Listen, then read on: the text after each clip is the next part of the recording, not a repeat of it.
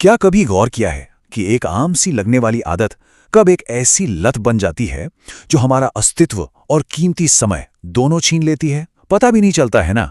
Rise of motivation channel पर सभी का स्वागत है। आज के इस गहन विश्लेषण में हम बिल्कुल आम और सरल भाषा में समझेंगे कि आधुनिक समय की इन बिहेवियरल और सब्सटेंस डिपेंडेंसीज के पीछे का असल विज्ञान क्या है। ये ध्यान देना बहुत जरूरी हो गया है कि कैसे रोजमर्रा की आम दिखने वाली चीजें अंदर ही अंदर हमारा कीमती वक्त निगल रही हैं। चलिए रोहन नाम के एक युवा की बेहद आम लगने वाली कहानी से शुरू करते हैं। रोहन की दिनचर्या बिल्कुल नॉर्मल थी। पढ़ाई के दौरान जब उसे थकान हुई तो उसने सोचा, चलो बस 5 मिनट का ब्रेक ले लेता हूं, थोड़ी रील स्क्रॉल कर लूंगा। पर वो निर्दोष सा लगने वाला 5 मिनट का ब्रेक कब 1 घंटे के लंबे सिलसिले में बदल गया, ये उसे खुद भी भनक नहीं लगी। एक अदृश्य चक्रव्यूह में फंसकर उसकी एकाग्रता और आत्मविश्वास पूरी तरह तबाह हो गए। और सच कहूं तो ऐसी कहानियां अब सिर्फ एक व्यक्ति तक सीमित नहीं हैं, ये लगभग हर किसी की कहानी बन चुकी है। तो चलिए अब इस विषय की गहराई में उतरते हैं। हमारे सामने एक आकर्षक रोड मैप है। पहले हम छोटी आदतों के उस जाल को समझेंगे जो लत बन जाती हैं, फिर उसके पीछे के रासायनिक विज्ञान को जानेंगे। इसके बाद आएगा लत को सही तरीके से पहचानने का तरीका, और आखिरी में वो 5 वैज्ञानिक कदम और एक 30 दिन का रिकवरी टाइमलाइन जो इस पूरी समस्या का जड़ से इलाज करता है। शुरुआत करते हैं हमारे पहले पड़ाव से, छोटी आदतों का जाल। जानकर हैरानी होगी कि आज के समय में लगभग 90% छात्र और वयस्क इस तरह के बिहेवियरल ट्रैप्स में फंसे हुए हैं। चाहे वो गेमिंग हो या फिर एंडलेस स्क्रॉलिंग, इनकी गंभीरता अब उतनी ही ज्यादा हो चुकी है जितनी कि किसी नशे की लत होती है। दिखने में ये आदतें बेहद छोटी लगती हैं, पर इनका असर सीधे हमारे मनोविज्ञान पर पड़ता है। आखिर एक छोटी सी आदत लत बनती कैसे है? देखिए, एक आम सी आदत इन 4 चरणों में लत का रूप ले लेती है। पहला है ट्रिगर, यानी ललक की शुरुआत। दूसरा है क्रेविंग, यानी उस चीज की पागल करने वाली बेचैनी। तीसरा है रिस्पॉन्स, जहां उस गतिविधि को लगातार अंजाम दिया जाता है। और आखिरी सबसे खतरनाक चरण है गिल्ट, यानी आत्मग्लानि। ये डरावना इसलिए है क्योंकि आत्मग्लानि होने के बावजूद ठीक अगले दिन फिर से उसी क्रेविंग की तरफ खिंचाव महसूस होता है, और ये दुष्चक्र ऐसे ही आगे बढ़ता जाता है। इस दुष्चक्र के पीछे दरअसल एक पूरा विज्ञान काम कर रहा है। हमारा दिमाग किसी भी नुकसानदायक व्यवहार की तरफ बार बार इसलिए आकर्षित होता है क्योंकि उसके अंदर एक खास रसायन की मजबूर करने वाली जरूरत पैदा हो जाती है। उस रसायन का नाम है डोपामीन। यही वो केमिकल हिट है जो इस पूरे चक्रव्यूह को मास्टरमाइंड की तरह चला रहा है। और ये चित्र इस बात को बिल्कुल स्पष्ट रूप से दर्शाता है। हार्वर्ड की रिसर्च के मुताबिक यहां 2 स्थितियां सामने आती हैं। एक लग से ग्रस्त दिमाग में डोपामीन लेवल अचानक से वाइल्ड स्पाइक्स लेता है, यानी एकदम ऊपर चला जाता है और फिर बेहद बुरी तरह नीचे गिरता है। इसके विपरीत एक स्वस्थ दिमाग में डोपामीन का स्तर स्थिर और नॉर्मल रहता है।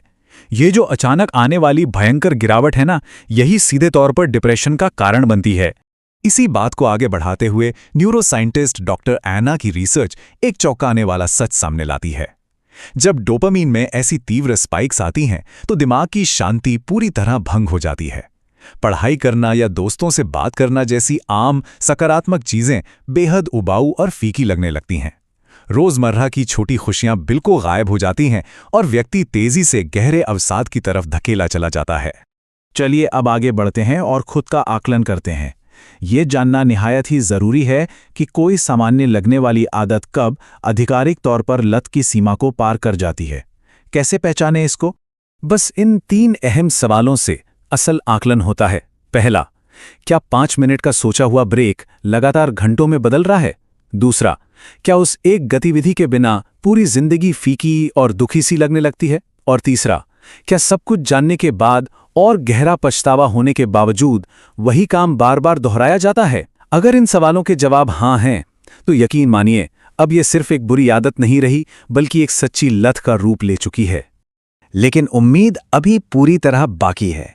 अब समय आ गया है इस समस्या के वैज्ञानिक समाधान की ओर कदम बढ़ाने का।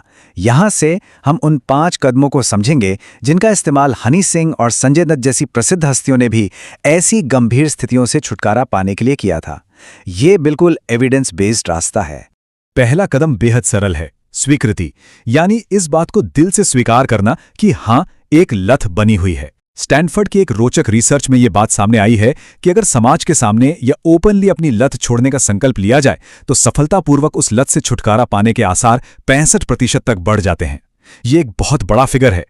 दूसरा कदम है dopamine shift. National institute on drug abuse की रिसर्च समझाती है कि जब लत की तलब सबसे ज्यादा हो, यानी जब क्रेविंग ट्रिगर हो, तो उस वक्त ध्यान किसी अलग और स्वस्थ शारीरिक गतिविधि की ओर लगा देना चाहिए। सिर्फ 30 से 40 मिनट की हल्की एक्सरसाइज उस अचानक उठने वाली तलब को सफलतापूर्वक और बिल्कुल प्राकृतिक रूप से शांत कर देती है। तीसरा कदम, जो कि बहुत ही लॉजिकल है, ट्रिगर्स को मिटा देना। ऐसा देखा गया है कि कई बार फोन को सिर्फ एक कमरे में रखने से या पुरानी आदत का कोई विजुअल क्यों देखने मात्र से ही दिमाग में तुरंत ललक पैदा हो जाती है। इसलिए फोन के नोटिफिकेशंस ऑफ रखना या ध्यान भटकाने वाली चीज़ों को अपनी नज़रों से दूर कर देना लत से छुटकारा पाने के लिए निहायत आवश्यक है।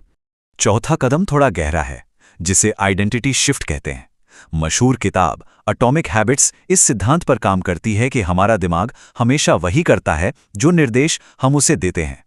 अगर लगातार खुद को यह बताया जाए कि हम शक्तिशाली हैं और हमने लत पर काबू पा लिया है, तो दिमाग की रिप्रोग्रामिंग होने लगती है। हमारा शरीर अपने आप एक सकारात्मक और नई पहचान के साथ काम करने लगता है। और अब आते हैं पांचवें और शायद सबसे गुप्त पर अत्यंत प्रभावशाली कदम पर, द 10 मिनट रूल। तो सबसे अहम मुद्दा यह है कि जब किसी चीज की तलब दिमाग पर हावी होने लगे तो उस पुकार को सिर्फ 10 मिनट के लिए टाल देना चाहिए। वैज्ञानिक रूप से यह पूरी तरह साबित हो चुका है कि शुरुआती 10 मिनट की उस क्रेविंग को निकाल देने के बाद उस काम को करने की बेचैनी और कंपल्जन लेवल अपने आप तेजी से गिरने लगता है। इन 5 कदमों को समझने के बाद अब हम इस विश्लेषण के आखिरी पड़ाव की ओर बढ़ते हैं, 30 दिन का रिकवरी टाइमलाइन। देखिए, किसी जादू की उम्मीद करने के बजाय वास्तविक परिणामों के लिए मानसिक रूप से तैयार रहना इस पूरी यात्रा का सबसे महत्वपूर्ण हिस्सा है। दिमाग को दोबारा सही दिशा में लाने का ये 30 दिन का तय खाका है। सफर शुरू होने पर पहले और दूसरे हफ्ते में सबसे ज्यादा बेचैनी और नकारात्मकता महसूस होगी। ये फेज सच में थोड़ा खतरनाक होता है, लेकिन जैसे ही तीसरा हफ्ता आएगा, आपके अंदर एक नई ऊर्जा और नई उम्मीद जन्म लेने लगेगी। महीने के आखिरी यानी चौथे हफ्ते तक आते आते आप पाएंगे कि लत का असर पूरी तरह धुंधला पड़ चुका है और जिंदगी में एक सच्ची खुशी और शांति लौट आई है। अंत में चलिए एक बेहद प्रभावशाली सोच के साथ इस चर्चा को समाप्त करते हैं। जिस मानवीय दिमाग ने इन छोटी आदतों का जाल बुना है, याद रखिए कि उसी दिमाग के अंदर इस जाल को जड़ से उखाड़ने की असीम शक्ति भी मौजूद है। तो क्या अब आगे बढ़कर अपना कीमती समय और अपनी जिंदगी वापस लेने का वक्त नहीं आ गया है? इस गहन विश्लेषण को अंत तक देखने और इस सफर का हिस्सा बनने के लिए आप सभी का तहे दिल से धन्यवाद। उम्मीद की जाती है कि सभी दर्शक राइज ऑफ मोटिवेशन चैनल को अपना अमूल्य सहयोग प्रदान करते रहेंगे। अगर ये जानकारी पसंद आई हो तो चैनल को सब्सक्राइब जरूर करें। मिलते हैं अगले विश्लेषण में।